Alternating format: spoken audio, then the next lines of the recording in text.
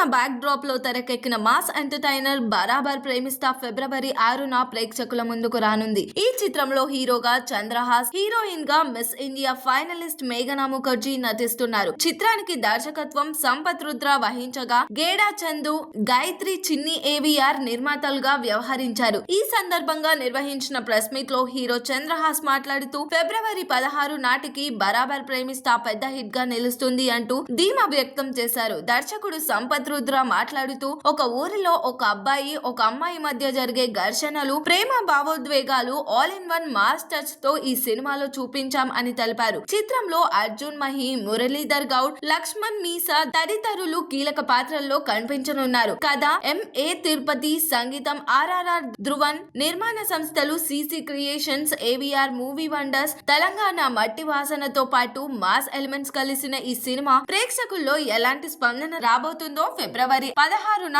తేలనుంది. మరి దీనిపైన మీ ఒపీనియన్ ఏంటో కామెంట్ చేయండి. మరిన్ని మూవీ అప్డేట్స్ కోసం చూస్తూనే ఉండండి LG ఎంటర్టైన్మెంట్.